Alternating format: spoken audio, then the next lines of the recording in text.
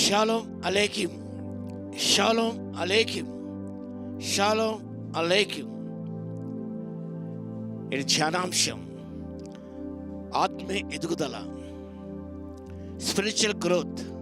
Spiritual growth లేఖన భాగము apostle Peter's second episode chapter 3 verse 18.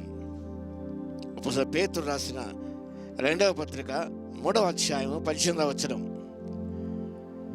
మన ప్రభువును రక్షకుడైన యేసుక్రీస్తు అనుగ్రహించు కృపయందును జ్ఞానమందును అభివృద్ధి పొందుడి.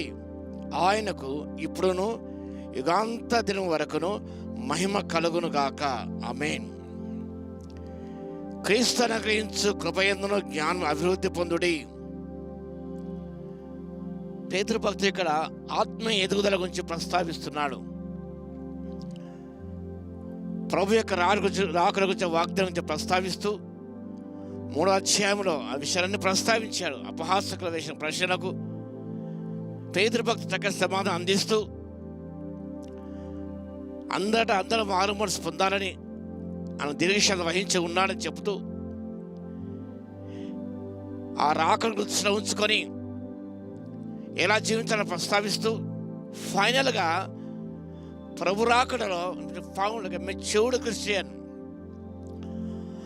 పరిణతి చెందిన వ్యక్తిగా ఉండాలని దేవుడు ఆశిస్తున్నాడని చెప్పేసి పేతురు భక్తుడు ప్రస్తావించాడు. మస్ట్ గ్రో, ఎదగాలి మనం. క్రీస్తు అనేది కృపయందు జ్ఞానమందు ఎదగాలి మనం. దేవుడు ఎన్నో కృపాదులు మనకు ఇచ్చాడు, కృప ఆశీర్వాదం ఎన్నో ఇచ్చాడు, ఆ కృపను విస్తరింపచేశాడు. ఇంకా ప్రతి దేవుడు మనకు మేలుకరంగా చేస్తూనే ఉన్నాడు. యోగ్యత లేనప్పుడు అన్ని మనకి ఇస్తూనే ఉన్నాడు. అది ద వర్డ్ ఆఫ్ గాడ్ మనం ధ్యానం చేస్తూ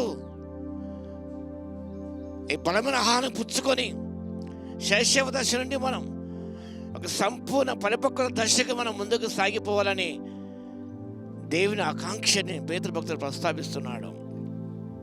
the grow to mature, Christian maturity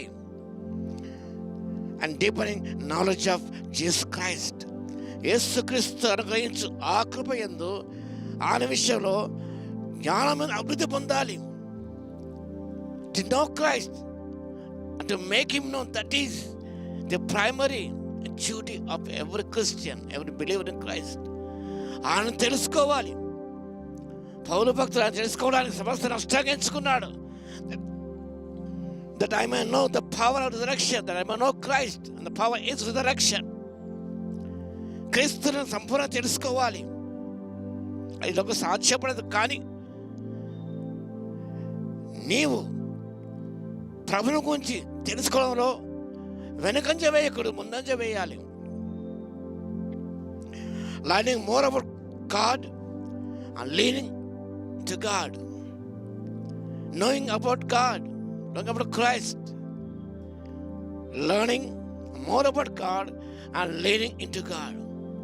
ఎక్కువగా తెలుసుకుంటాం మనం.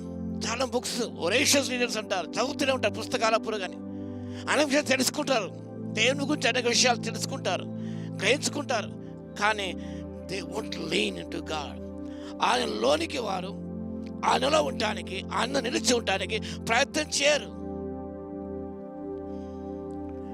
యోహాను భక్తుల వలె ఆనుకోవడానికి leaning on the bosom of God, leaning into him. ఆయనలోనికి మనం ఆయనలో ఉండటానికి, ఆయనలో మమేకమే జీవించడానికి, ఒకటైపోవడానికి మనం ప్రయత్నం చేయం. కాబట్టి మనం శైశవ దశలో మనం ఉన్నాము. The spiritual maturity will be able to distinguish good from evil.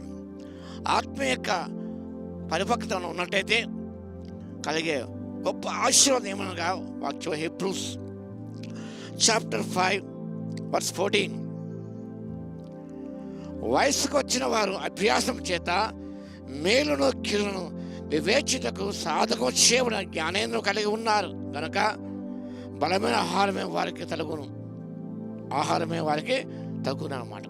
ఈ వాక్యం గమనించినప్పుడు శైశవ దశ ఉన్నట్టయితే అది పాలు తాగే దశ, బలమైన ఆహారం, వాక్యం బలమైన ఆహారం. దాన్ని పుచ్చుకున్నప్పుడు, నువ్వు బలపడినప్పుడు, ఎదిగినప్పుడు, అభివృద్ధి పొందినప్పుడు can discern evil from good, a good and evil. ఈ రెండు ఉన్నాయి. మీరు డిస్టింక్ట్ చేసుకోవడానికి నీకు ఆత్మీయ పరిపక్వత ఉన్నట్టయితే what is good and what is evil, can discern things in the light of the word of God. కాబట్టి నువ్వు ఆత్మీయంగా ఎదగాలి. ఆత్మీయంగా ఎదిగినట్టయితే, మెచ్యూర్ స్టేజ్కి చేరుకున్నట్టయితే నీవు ప్రతిదీ పరీక్షిస్తావు, మేదన చేపడతావు, ప్రభుకు మహిమ తెస్తావు, ప్రభుకు జీవించగలుగుతావు. అలాంటి కృప దేవుడు మనందరికీ దయచును గాక. ఆమేన్. ప్రార్థన చేద్దాం. మహాగణ మహోన్నత యేసయ్య మీకు స్తుతి స్తోత్రం నాయనా. మీలో ఎదగాలి తండ్రి, ఎదగాలి, ఫలించాలి ఆశించి ప్రభా ఈ లోక నిలబెట్టిన విధానం బట్టి మీకు స్తోత్రం నాయనా. ఇంకా చాలామంది శైశవ దశలో ఉన్నారు తండ్రి, పాలు తాగే స్థితిలో ఉన్నారు ప్రభువా. ఇతరులకు బోధించవలసిన వారే ఉండాలి, కానీ ఇంకా బోధింపబడుతూనే ఉన్నారు తండ్రి. బలమైన ఆహారం కావాలి నాయన. బలమైన ఆహారం పుచ్చుకొని బలపడి, ఆత్మలో ఎదిగి బలపడి స్థిరపరచబడి తండ్రి అభివృద్ధి పొందిన ఆయన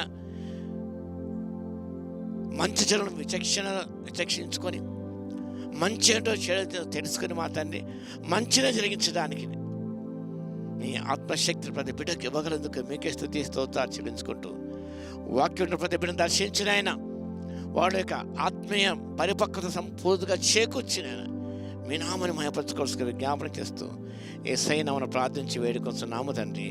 ఆమేన్. మన తండ్రి అయిన దేవుని యొక్క ప్రేమయు, మన ప్రభువును రక్షకుడైన యేసుక్రీస్తు యొక్క కృపయు, పరిశుద్ధాత్మ యొక్క అన్యోన్య సహవాసం మనందరికీ సదాకాలము తోడై ఉండును గాక. ఆమేన్.